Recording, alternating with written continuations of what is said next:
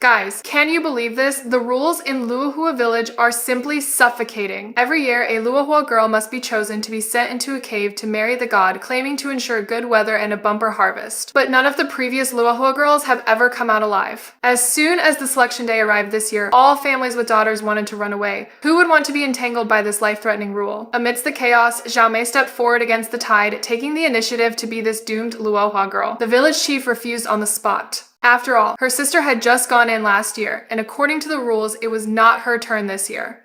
But no one knew that Xiao Mei's seemingly crazy decision hid a great secret. She wanted to enter the Luohua cave to find out the truth about her sister's bizarre disappearance. At the moment of stalemate, a villager who enjoyed watching the excitement jumped out and shouted sarcasm at the village chief with a playful expression. 我找乔美儿说亲，她28岁了就会嫁人，还说她那方面欲望很强，根本就看不上普通男人。 As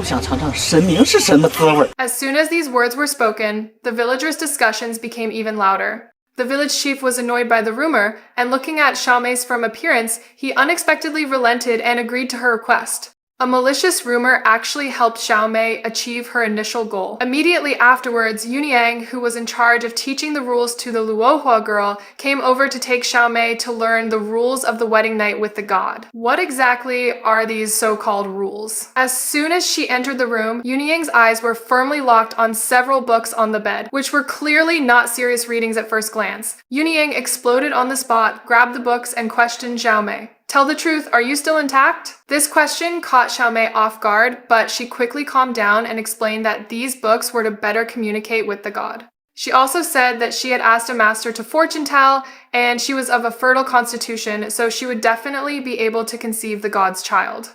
But Yunyang didn't buy it at all, and reached out to check her body. Can Xiao Mei's disguise pass the test? Did she bring these books just for disguise? Faced with Yunyang's forced inspection, Xiao Mei could only endure and cooperate. Fortunately, the inspection results showed that she was indeed intact, which dispelled Yunyang's doubts. Yunyang immediately told the village chief the result, and the village chief finally let go of his worries. Next was bathing and changing clothes to wash away the mundane impurities so that she could serve the god. Looking at the petals in the wooden basin, Xiao Mei did not relax at all. She knew that all this was a disguise and she couldn't make a mistake in every step. While bathing, she quietly touched the small wound she had prepared in advance on her wrist and had a plan in mind. Changing into the red clothes, Xiao Mei stood in front of the mirror. She was not a bride to marry the god, but a avenger who wanted to uncover the truth. As soon as she passed the physical examination, the village chief made another trick. He actually asked Xiao Mei to change into her wedding dress in front of everyone. You know, all the people standing around are men. Xiao Mei was dumbfounded on the spot and refused repeatedly, saying that her body was only for the god to see. But Yunyang told her coldly, these are all people who check on behalf of the god. Only after passing their test can you be qualified to marry the god. This sentence completely shattered Xiao Mei's luck.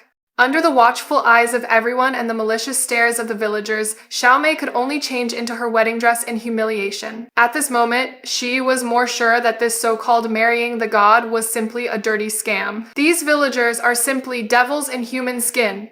The wedding procession finally set off, but how could Xiao Mei just let it happen? When walking on the rugged path, she deliberately slipped and fell to the ground. Her palm was scratched by stones and bleeding. When the village chief saw the blood, he exploded on the spot and shouted at her, "Today is a happy day. Letting the god see blood is very unlucky." Xiao Mei had long expected this and immediately took out the amulet she had prepared in advance. 大师早就算到我今天会先悲后喜。我现在虽然在流血，但是一会儿见到神明之后，我肯定能顺利入洞房，怀上神明的孩子。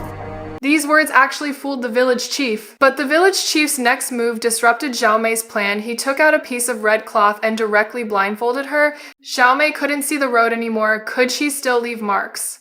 Finally arrived at the destination. This is the legendary Luohua cave that has swallowed countless girls. The entrance of the cave is pitch black like a huge mouth that chooses people to devour, and the cold wind around makes people's scalps tingle. The village chief walked up to Xiao Mei and told her for the last time, once inside, you must obey the rules, serve the god well, and strive to conceive a child to bring blessings to the village. Xiao Mei deliberately put on a shy look and nodded repeatedly. Looking at the villagers kowtowing devoutly to the cave entrance, Xiao Mei only felt extremely ironic. These people pushed their own relatives into the abyss, but thought they were accumulating virtue. Xiaomei took a deep breath, suppressed the anger in her heart, and walked step by step towards the cave entrance. She knew that walking into this cave entrance was walking into the enemy's lair, and what awaited her ahead might be more terrifying than death. But for her sister, she had no choice.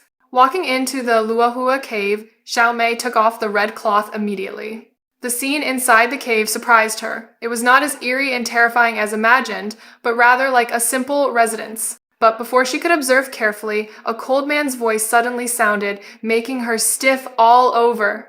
A cold-looking man in black came out from behind the stone bed, staring at her with eyes like a falcon, making her feel uncomfortable all over. Who is this man? Could he be the so-called god?